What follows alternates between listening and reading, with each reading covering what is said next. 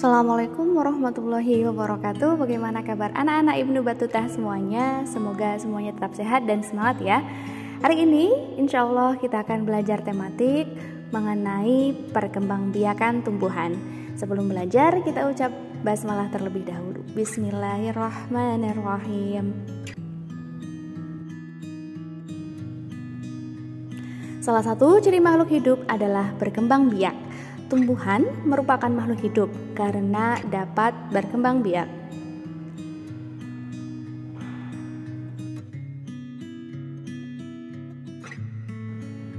Berkembang biak berarti menghasilkan keturunan dan menjadi banyak. Bagaimana tanaman singkong ini bisa menjadi banyak atau berkembang biak? Atau bagaimanakah mawar bisa berkembang biak? Atau bagaimanakah mangga bisa berkembang biak?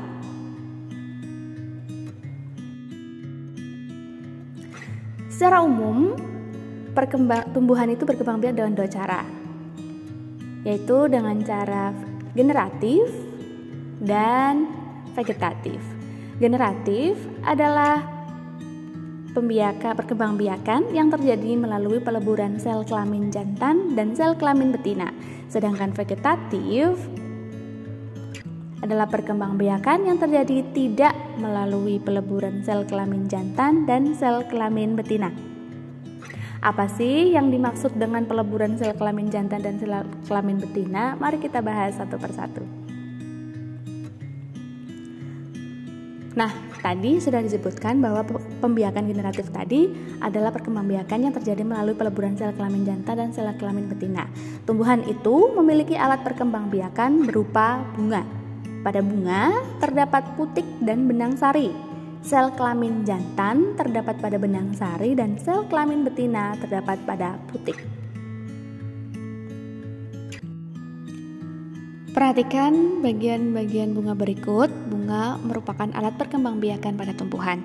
Pada bunga sendiri terdapat bagian-bagian seperti kepala putik, kepala sari, mahkota, kelopak, tangkai, bakal buah, tangkai sari, dan tangkai putik. Ya, putik merupakan sel kelamin betina. Jadi ini adalah sel kelamin betina, putik.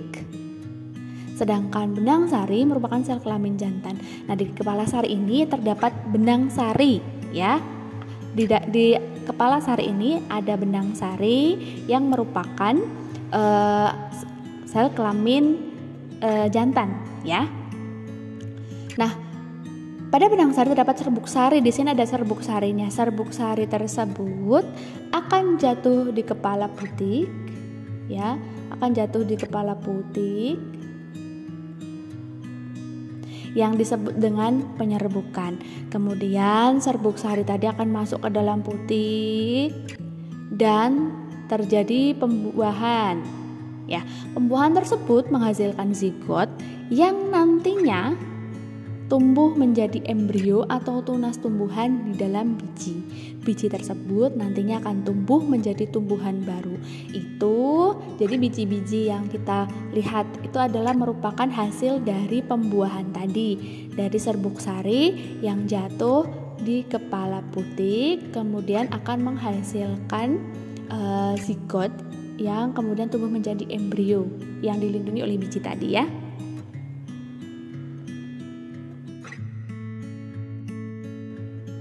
Nah, bagaimana serbuk sari bisa jatuh di kepala putik? Penyerbukan atau jatuhnya benang sari di kepala putik dapat dibantu oleh perantara, yaitu hewan seperti serangga, contohnya kupu-kupu, lebah, ataupun burung. Kemudian bisa oleh bantuan manusia atau air maupun angin. Kemudian ada berbagai macam-macam penyerbukan. Yang pertama adalah penyerbukan sendiri. Penyerbukan sendiri itu adalah serbuk sari jatuh di kepala putik pada bunga yang sama. Contohnya seperti ini. Jadi ini serbuk sarinya itu jatuh di kepala putik pada bunga yang sama. Dalam satu bunga ini serbuk sari jatuh ke kepala putik seperti itu. Yang kedua, penyerbukan tetangga. penyerbukan tetangga itu adalah serbuk sari yang jatuh di kepala putik pada bunga yang masih satu tumbuhan. Jadi penyerbukan tetangga ini, serbuk sari yang ada di bunga ini jatuh pada bunga lain, jatuh pada putik di bunga lain, namun bunga tersebut masih dalam satu tumbuhan. Jadi satu tumbuhan kan bunganya banyak, nah itu jatuh pada bunga yang lain. Itu dinamakan penyerbukan tetangga. Selanjutnya ada penyerbukan silang. Penyerbukan silang itu adalah serbuk sari jatuh di kepala putik pada bunga lain yang sejenis, tetapi berbeda tumbuhan. Jadi serbuk sari tadi jatuh di kepala putik pada bunga lain, ini bunganya beda, namun sejenis, bunganya sejenis.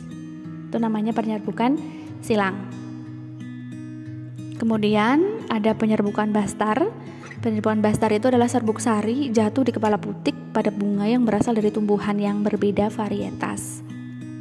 Nah, ini berbeda varietas ya.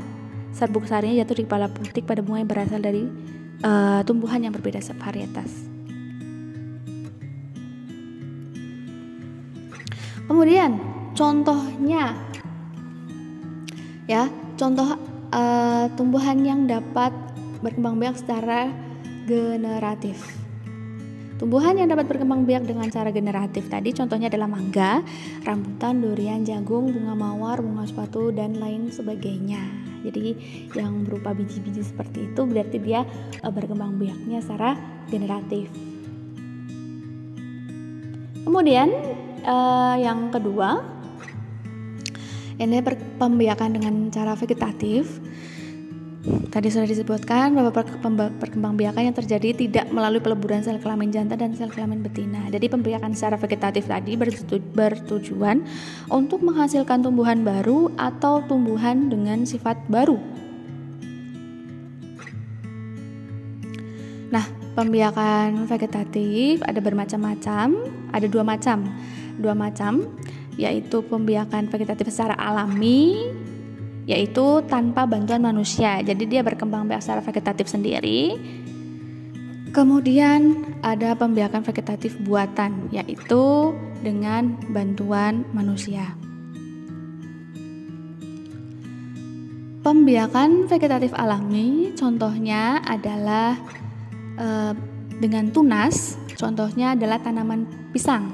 Tanaman pisang itu berkembang biak melalui tunas tadi, itu vegetatif alami. Kemudian umbi lapis itu contohnya bawang merah, bawang putih, bawang bombay, itu yang berlapis-lapis seperti itu. Selanjutnya ada umbi batang. Contohnya adalah kentang dan umbi jalar. Kemudian ada umbi akar, yaitu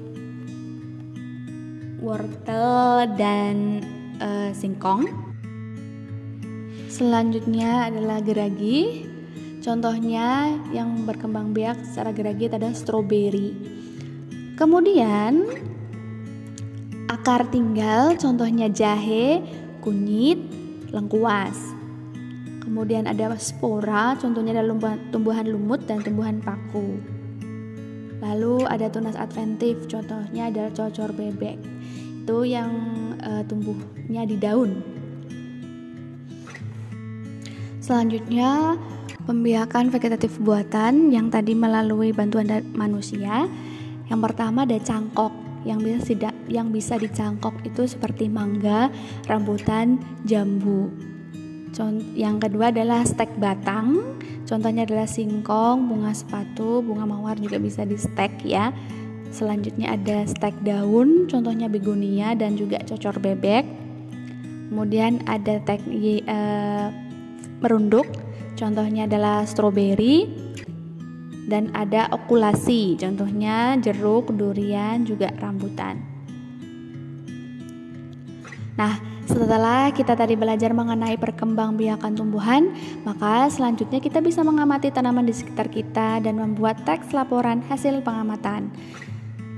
Teks laporan hasil pengamatan adalah teks yang berisi informasi berdasarkan pengamatan yang sudah dilakukan. Misalnya pengamatan tentang perkembangan hewan, tumbuhan, atau keadaan lingkungan sekitar.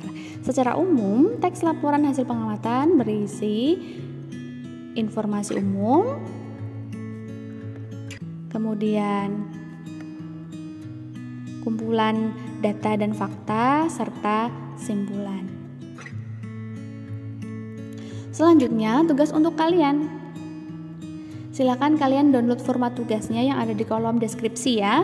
Perhatikan penjelasan berikut. Pertama, kalian kerjakan terlebih dahulu laporan kegiatan pengamatan berikut dengan mengisi kolom yang sudah disediakan. Dari laporan kegiatan pengamatan tersebut, nanti diisi kamu beri tanda checklist gitu ya. Setelah diisi,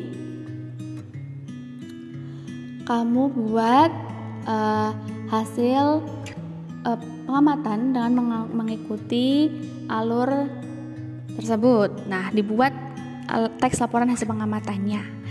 Misalkan Ustazah beri contoh ya. Misalkan kata kunci yang didapat dari pengamatan tadi adalah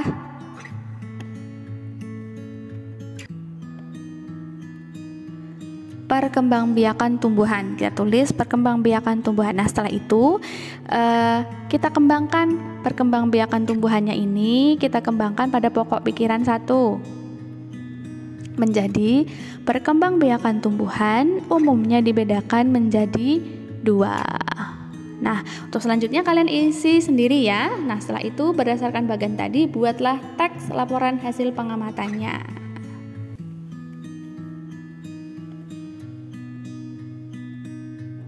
Itu tadi pembelajaran kita kali ini.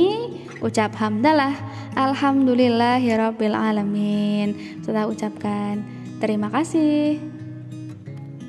Assalamualaikum warahmatullahi wabarakatuh.